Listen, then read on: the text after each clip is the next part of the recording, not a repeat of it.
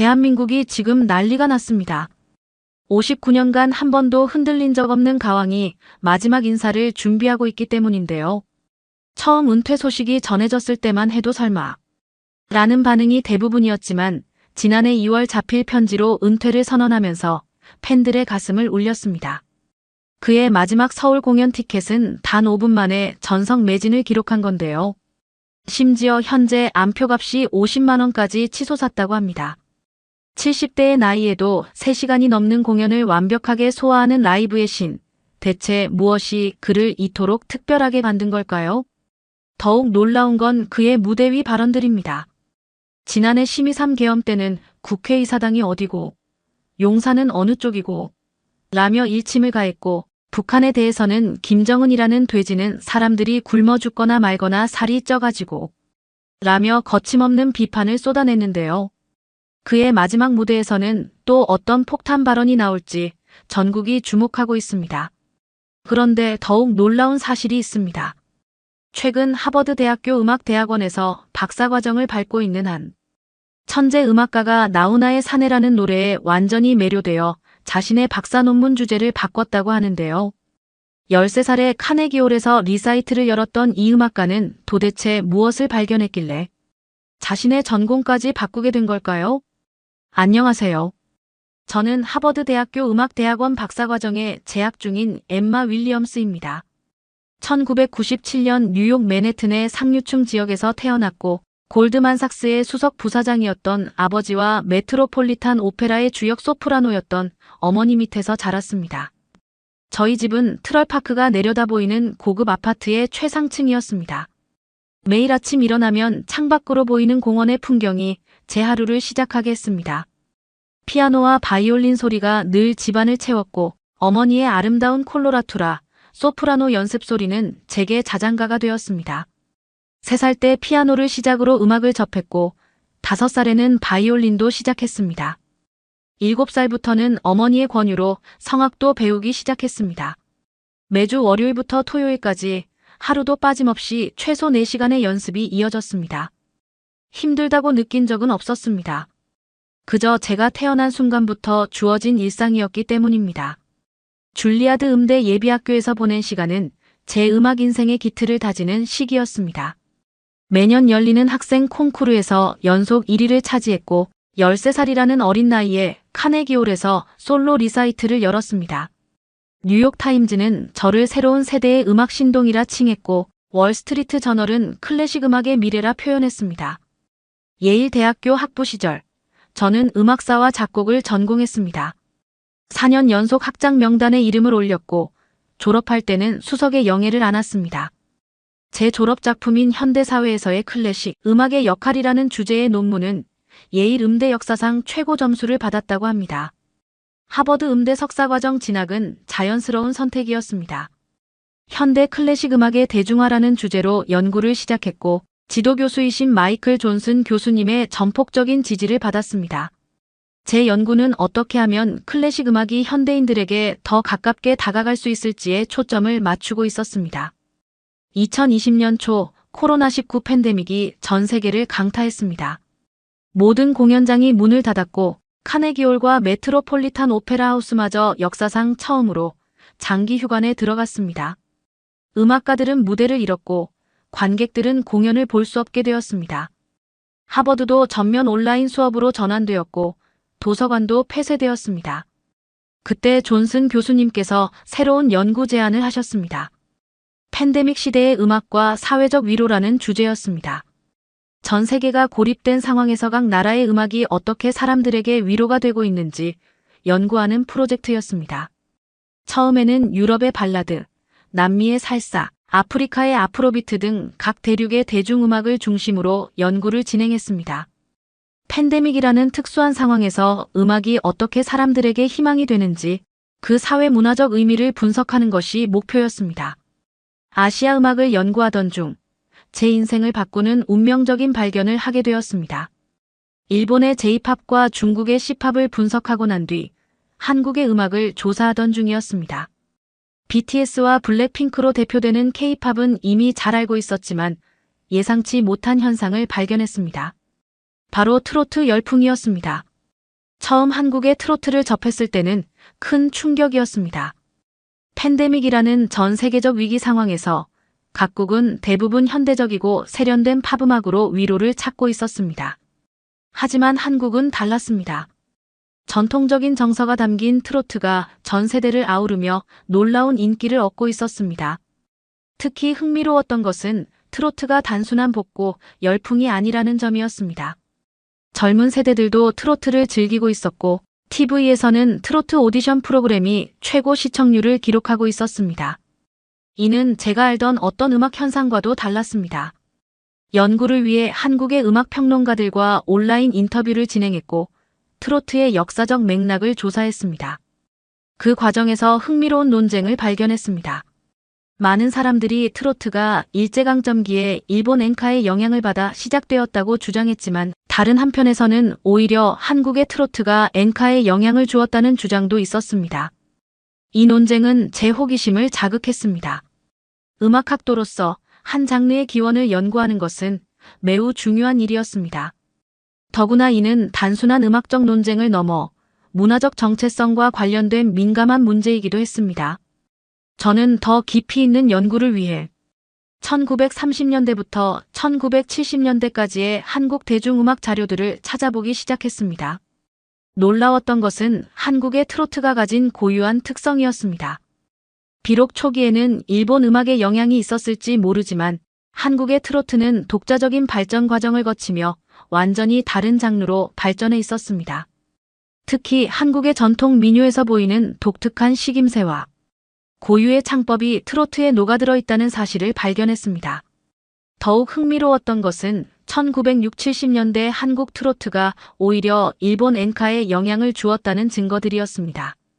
당시 한국의 트로트 가수들이 일본에서도 큰 인기를 얻었고 그들의 창법이 일본 가수들에게 영향을 미쳤다는 기록들을 찾을 수 있었습니다.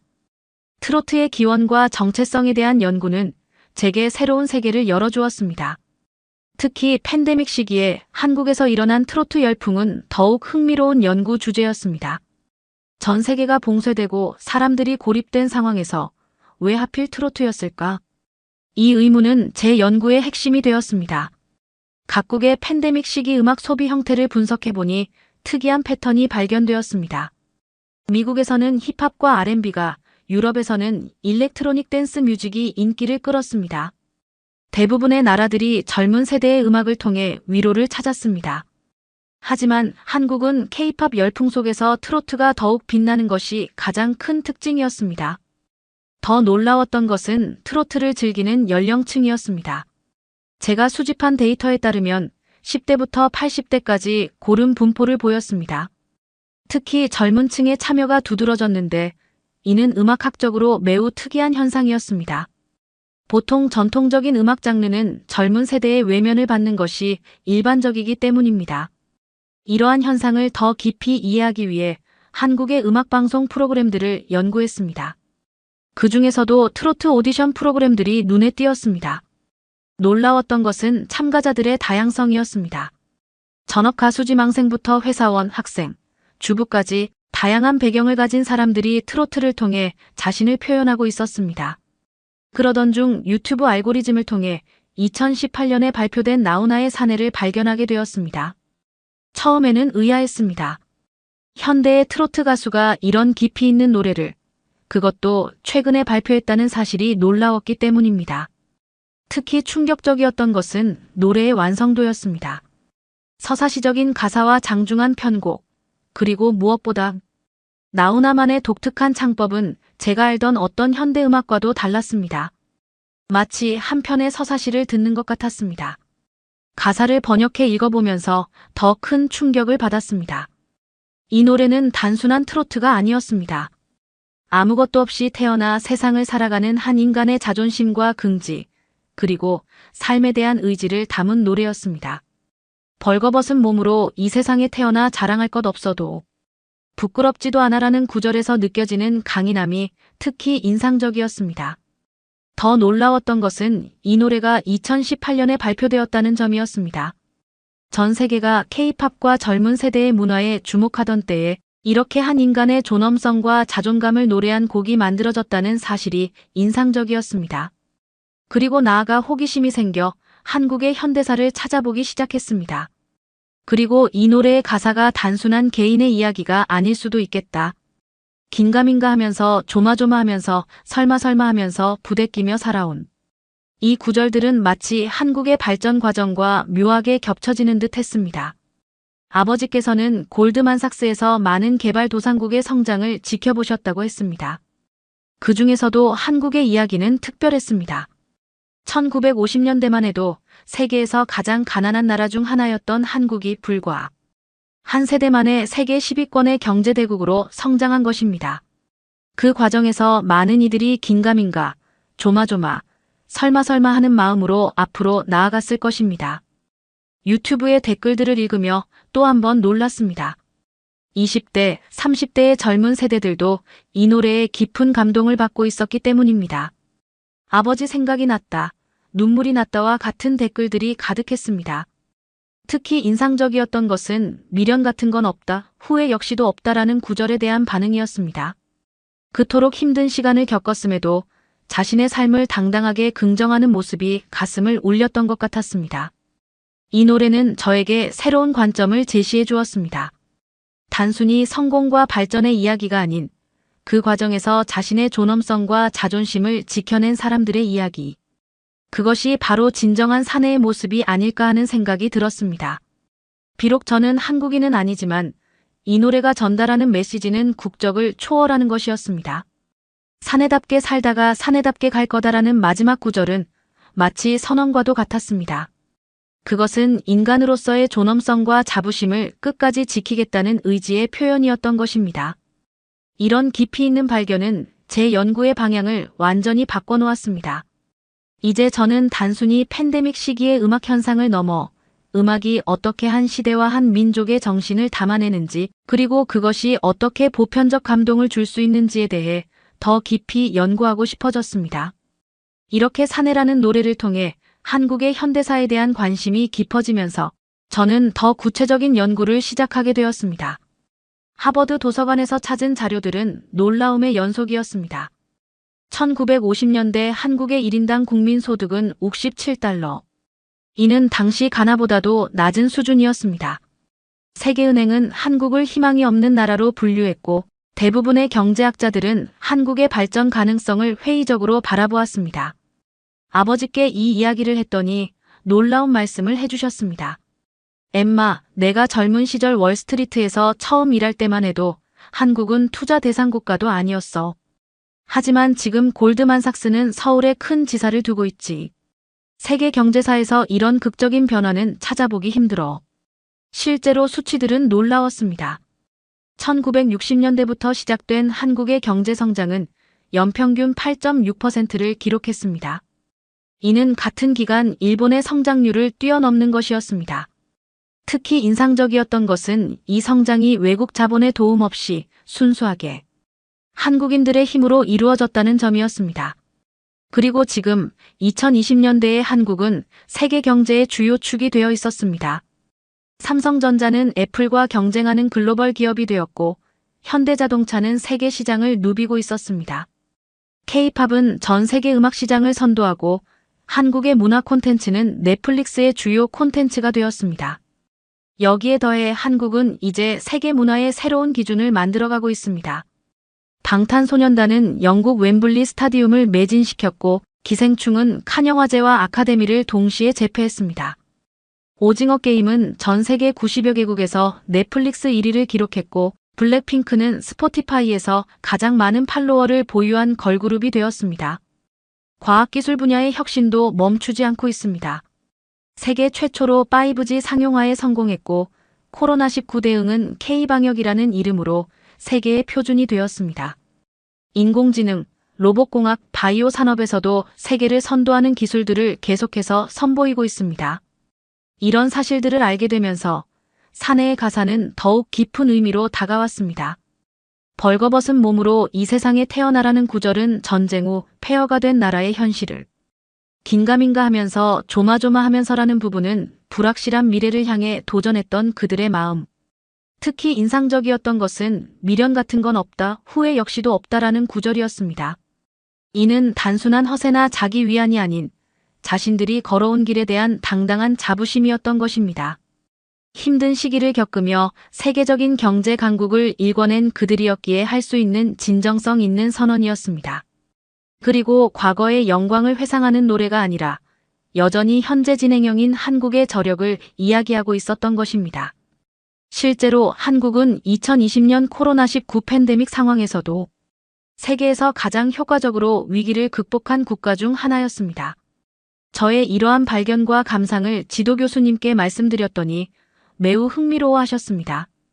엠마, 당신의 연구가 매우 특별한 방향으로 흘러가고 있군요. 한 나라의 경제 발전이 어떻게 대중음악에 반영되는지, 그리고 그것이 어떻게 세대를 넘어선 공감을 이끌어내는지. 이것은 매우 가치 있는 연구가 될 수 있습니다. 실제로 사내에 대한 젊은 세대들의 반응은 주목할 만했습니다. 그들은 이 노래를 통해 부모 세대의 삶을 이해하게 되었다고 했습니다. 한 젊은이의 댓글이 특히 기억에 남습니다. 우리가 누리는 이 풍요가 다 부모님 세대의 희생 덕분이란 걸 이제야 알게 됐다라는 내용이었습니다. 이제 저는 사내라는 노래를 통해 발견한 이 특별한 이야기를 세계에 알리고 싶어졌습니다. 이것은 단순한 경제 성장의 이야기가 아닙니다. 자신의 존엄성과 자존심을 지키면서 동시에 놀라운 발전을 이룩해낸 사람들의 이야기입니다. 그리고 그 정신은 현재까지도 이어지고 있습니다. 하버드의 많은 교수님들이 한국의 발전을 기적이라고 부릅니다. 하지만 저는 이제 그것이 단순한 기적이 아니었음을 압니다. 그것은 사내답게 살다가 사내답게 갈 거다라는 굳은 의지가 만들어낸 필연적인 결과였던 것입니다. 이런 발견은 제 연구의 방향을 완전히 바꿔놓았습니다. 당초 계획했던 팬데믹 시기의 음악과 위로라는 주제를 넘어 이제는 음악을 통해 본 한국의 경제 발전과 정신문화로 연구 방향을 전환하기로 했습니다. 지도 교수님께서는 이런 제 결정을 적극적으로 지지해 주셨습니다. 현대 경제사에서 한국만큼 극적인 성공 스토리를 가진 나라는 없어요. 그리고 그 과정에서 문화적 정체성을 잃지 않고 오히려 더 강화시켜 세계적인 문화 강국이 된 것은 정말 특별한 사례입니다. 실제로 현대의 한국은 경제적 성공을 넘어 문화적 성공까지 이룩했습니다. 제가 어릴 적만 해도 한국 문화라고 하면 태권도 정도만 떠올랐는데 이제는 K-팝, K-드라마, K-무비, K-뷰티 등 거의 모든 분야에서 세계적인 영향력을 발휘하고 있었습니다. 이런 맥락에서 볼 때 나훈아의 사내는 더욱 특별한 의미를 가집니다. 이 노래는 단순히 과거를 회상하거나 현재를 한탄하는 것이 아니었습니다. 오히려 자신들이 걸어온 길에 대한 당당한 자부심과 앞으로도 그렇게 살아가겠다는 의지의 표현이었습니다. 벌거벗은 몸으로 이 세상에 태어나 자랑할 것 없어도 부끄럽지도 않아라는 가사는 어쩌면 한국이라는 나라 전체의 정신을 대변하는 것일지도 모릅니다. 전쟁의 폐허에서 시작했지만 당당하게 자신들의 길을 개척해 나간 것처럼 앞으로도 그들은 자신들만의 방식으로 새로운 역사를 써내려가는 것이 아닌가라는 생각이 들게끔 하였습니다. 제 연구는 단순히 한국의 음악을 분석하는 것을 넘어 그 음악이 담고 있는 시대 정신과 문화적 맥락, 그리고 그것이 현대 한국 사회에 미치는 영향까지 포괄적으로 연구하고자 했습니다. 특히 주목하고 싶은 것은 이 노래가 세대 간의 소통 창구 역할을 하고 있다는 점입니다. 산업화 세대와 그들의 자녀 세대, 심지어 손주 세대까지도 이 노래를 통해 서로를 이해하고 공감하고 있었습니다. 이는 음악이 가진 가장 아름다운 힘이 아닐까 생각합니다. 연구를 진행하면서 저는 주로 하버드 디지털 도서관과 유튜브, 그리고 온라인 뉴스 아카이브를 통해 한국에 대한 자료들을 찾아보았습니다. 특히 BBC와 CNN이 제작한 한강의 기적 관련 다큐멘터리들이 큰 도움이 되었습니다. 아버지께서도 많은 도움을 주셨습니다. 골드만삭스에서 아시아 지역을 담당하셨던 경험을 바탕으로 월스트리트가 바라보는 한국 경제의 특별한 위치에 대해 설명해 주셨습니다. 특히 인상적이었던 것은 1997년 외환위기 당시의 이야기였습니다. 다른 나라들과 달리 한국은 IMF 부채를 예상보다 훨씬 빨리 상환했다고 합니다. 유튜브에서 찾은 한국의 경제발전 관련 영상들도 흥미로웠습니다. 1960년대 흑백 영상 속 풍경과 현재의 모습을 비교한 영상들을 보며 저는 그들이 이룩한 변화의 크기를 실감할 수 있었습니다. 특히 서울의 변천사를 담은 다큐멘터리는 충격적이었습니다. 전쟁으로 폐허가 된 도시가 이제는 첨단 기술의 중심지로 변모해 있었습니다. 월스트리트 저널의 디지털 아카이브에서는 한국 경제에 대한 흥미로운 기사들을 발견했습니다. 1970년대만 해도 모험적인 투자처로 여겨졌던 한국이 이제는 글로벌 투자자들이 주목하는 혁신 기술의 본거지로 평가받고 있었습니다. 문화적인 측면에서도 눈에 띄는 변화가 있었습니다. 넷플릭스의 시청 데이터를 보면 한국의 콘텐츠가 전 세계적으로 큰 인기를 얻고 있다는 것을 알 수 있었습니다. 제가 평소 즐겨보는 더 뉴요커의 문화면에서도 한국 문화의 세계적 영향력에 대한 기사들이 자주 등장했습니다. 이런 자료들을 접하면서 사내라는 노래는 다시 한번 더욱 특별한 의미로 다가왔습니다. 노래 속의 벌거벗은 몸으로 이 세상에 태어나 부부는 한국의 출발점을 미련 같은 건 없다. 후회 역시도 없다는 현재 한국의 자신감을 대변하는 것 같았습니다. 악학도로서 특히 흥미로웠던 것은 시대별 한국 대중음악의 변천사였습니다.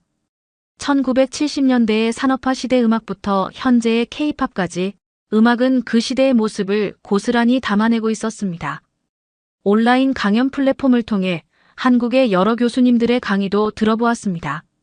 그들은 한국의 발전이 단순한 경제적 성장을 넘어 교육열과 기술, 혁신에 대한 끊임없는 투자가 있었기에 가능했다고 설명했습니다. 실제로 OECD 교육 지표를 보면 한국은 높은 대학 진학률과 연구개발 투자 비율을 보여주고 있었습니다. 파이낸셜 타임즈의 최근 기사들을 보면 한국은 이제 배터리, 반도체, 조선 등 첨단 산업 분야에서 세계를 선도하고 있었습니다. 특히 인상적인 것은 이러한 성과가 지속적인 혁신을 통해 이루어졌다는 점입니다. 아버지께서는 이를 두고 한국은 결코 현재에 만족하지 않는 나라라고 평가하셨습니다. 하버드의 디지털 뉴스 데이터베이스를 통해 최근 10년간의 한국 관련 기사들을 분석해 보았습니다. 흥미로운 패턴이 발견되었습니다. 과거에는 주로 경제 성장률이나 수출 실적 같은 수치적인 성과가 주를 이뤘다면 최근에는 문화적 영향력과 기술 혁신에 대한 내용이 더 많았습니다. 특히 블룸버그 통신의 최근 보도들은 한국이 가진 특별한 위치를 잘 보여주었습니다. 전통적인 제조업에서의 강점을 바탕으로 이제는 미래 산업을 주도하고 있다는 분석이었습니다. 실제로 전기차 배터리, 바이오 헬스, 우주산업 등 새로운 분야에서 한국 기업들의 약진이 두드러졌습니다. 이러한 연구 과정에서 저는 주변의 한국 유학생들과도 이야기를 나누어 보았습니다. 그들은 하버드, MIT, 스탠포드 등 세계 최고의 대학에서 공부하고 있었지만 한국의 K-POP에 대한 자부심이 매우 강했습니다. 특히 젊은 나이임에도 트로트를 너도 나도 좋아하는 모습을 보며 제가 미처 보지 못했던 새로운 관점을 제시해 주었습니다. 이러한 연구 경험을 바탕으로 저는 박사학위 논문의 주제를 현대 한국의 음악과 사회변동, 나훈아의 사내를 중심으로 정했습니다. 지도 교수님께서는 이 주제가 단순한 음악 연구를 넘어 사회학적, 경제학적 의미도 담고 있다고 평가해 주셨습니다. 제 논문의 핵심은 한국의 음악이 어떻게 과거와 현재를 연결하고 세대 간의 공감을 이끌어내며 한 나라의 정신을 담아낼 수 있는지를 분석하는 것입니다. 사내는 2018년에 발표되었지만 그 안에는 한국의 과거와 현재, 그리고 미래가 모두 담겨 있었습니다. 연구를 위해 한국 방문도 계획하고 있습니다. 현장에서 직접 보고 느끼는 것이 중요하다고 생각했기 때문입니다. 특히 부산의 조선소, 판교의 테크노밸리, 그리고 서울의 문화산업 현장들을 방문할 예정입니다. 이를 통해 한국은 물론 트로트에 대해 더 깊이 이해할 수 있는 기회가 될 것이라고 저는 믿어 의심치 않습니다. 또한 다양한 세대의 한국인들과 인터뷰도 진행하려고 합니다. 산업화 시대를 겪은 60-70대 세대부터 현재 글로벌 기업에서 일하는 30-40대, 그리고 미래를 이끌어갈 20대까지 그들이 사내라는 노래를 통해 어떤 감정과 생각을 공유하는지 연구하고자 합니다. 특히 흥미로운 점은 이 노래가 한국의 새로운 도전 정신을 대변한다는 것입니다. 이제 한국은 단순한 추격자가 아닌 선도자로서 세계 시장을 이끌어가고 있습니다. 반도체, 배터리, 문화 콘텐츠 등 다양한 분야에서 새로운 기준을 제시하고 있는 것입니다. 연구 과정에서 발견한 자료들은 모두 디지털 아카이브로 구축할 예정입니다. 이는 단순한 학술 논문을 넘어 후속 연구자들을 위한 소중한 자료가 될 것입니다. 특히 음악이 한 사회의 발전 과정과 어떻게 상호작용하는지를 보여주는 중요한 사례가 될 것으로 기대합니다. 저의 이러한 연구 계획은 하버드 내에서도 큰 관심을 받고 있습니다. 케네디 스쿨의 경제발전연구소에서는 공동 연구를 제안해왔고 음대의 현대음악연구소에서도 협력 의사를 밝혀왔습니다. 이는 제 연구가 단순한 음악 분석을 넘어선 학제 간 연구로 발전할 수 있음을 보여줍니다. 아버지께서도 이러한 제 연구를 적극 지지해주고 계십니다. 엠마, 내가 연구하는 것은 단순한 성공 사례가 아니야. 그것은 인간의 존엄성과 의지가 만들어낸 역사란다. 이 말씀은 제 연구의 방향성을 다시 한번 확인시켜 주었습니다. 궁극적으로 저는 이 연구를 통해 음악이 어떻게 한 나라의 정신을 담아내고 전달할 수 있는지를 보여주고 싶습니다. 사내라는 노래는 단순한 트로트 곡이 아닙니다. 그것은 한 나라의 과거와 현재, 그리고 미래를 담은 서사시이자 인간의 존엄성과 의지를 노래한 선언문입니다. 연구를 진행하면서 나훈아라는 가수에 대해서도 더 깊이 알게 되었습니다. 50년이 넘는 세월 동안 한 번도 대중음악의 정상을 놓치지 않은 그의 이력은 놀라웠습니다. 1968년 데뷔 이후 그의 음악은 늘 시대 정신을 반영했고 2020년 비대면 콘서트에서는 무려 200만 명이 넘는 시청자를 기록했다고 합니다. 특히 인상적이었던 것은 그가 한국의 현대사와 함께 해왔다는 점입니다. 산업화 시대에는 노동자들의 애환을, 고도성장기에는 그들의 자부심을, 그리고 2018년 사내를 통해서는 그들의 존엄성을 노래했습니다. 한국의 많은 학자들은 나훈아를 단순한 가수가 아닌 시대의 대변자로 평가하고 있었습니다. 그의 별명이 가왕이라는 점도 흥미로웠습니다. 노래의 황제라는 이 칭호는 결코 과장이 아니었습니다. 70대의 나이에도 3시간이 넘는 공연을 완벽하게 소화하는 체력은 물론 현대적인 음악적 시도와 실험을 두려워하지 않는 모습이 인상적이었습니다. 한국의 젊은 팬들 사이에서도 라이브의 신이라 불린다는 점이 놀라웠습니다. 온라인 자료들을 찾아보니 나훈아는 한국의 대중음악사에서 독보적인 위치를 차지하고 있었습니다. 가왕이라는 칭호에 걸맞게 그의 공연 티켓은 늘 매진을 기록했고 특히 50대부터 70대 팬들 사이에서는 국민 가수를 넘어 신이라고까지 불린다고 합니다. 한국의 경제 발전과 함께 성장해온 세대들에게 나훈아의 노래는 단순한 음악이 아닌 그들 삶의 일부였던 것입니다. 2020년 추석 특별 공연은 특히 주목할 만했습니다. 코로나19로 모두가 힘들어하던 시기, 그의 무대는 전 세대를 아우르는 위로와 희망이 되었다고 합니다. 이는 그가 단순한 가수가 아닌 시대 정신을 대변하는 문화적 아이콘이라는 것을 보여주는 증거였습니다. 한국의 음악평론가들은 나훈아를 트로트의 경계를 넘어선 아티스트로 평가하고 있었습니다. 그의 음악은 트로트의 전통성과 현대성을 동시에 품고 있으며 한국인의 정서를 가장 잘 표현하는 장르로 발전시켰다는 평가였습니다. 사내라는 곡 역시 이러한 그의 음악적 철학이 잘 담겨 있는 작품이었습니다. 이렇게 연구를 하고 자료를 찾다 보니 한국에 한시라도 빨리 가야겠다는 생각이 강력하게 들어 계획했던 한국행 비행기 표를 바로 예약했습니다. 나훈아 선생님의 콘서트 티켓도 구하려 했지만 예상대로 이미 매진이었습니다. 안타깝게도 나훈아 선생님의 마지막 콘서트를 직접 볼 수는 없게 되었다는 소식을 들었습니다. 50년이 넘는 세월 동안 한국의 시대 정신을 노래해온 가왕의 은퇴 소식에 가슴이 먹먹해집니다.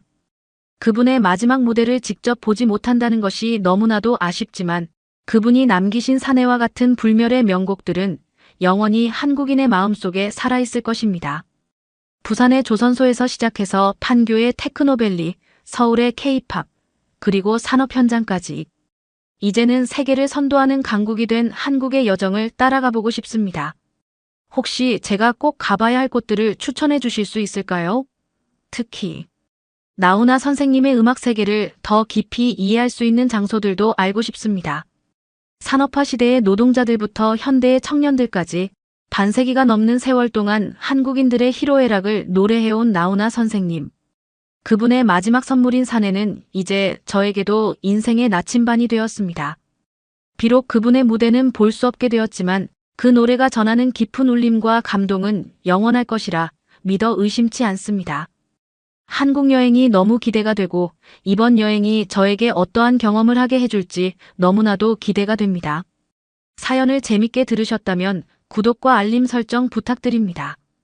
여러분의 구독과 알림 설정은 영상 제작에 큰 힘이 됩니다.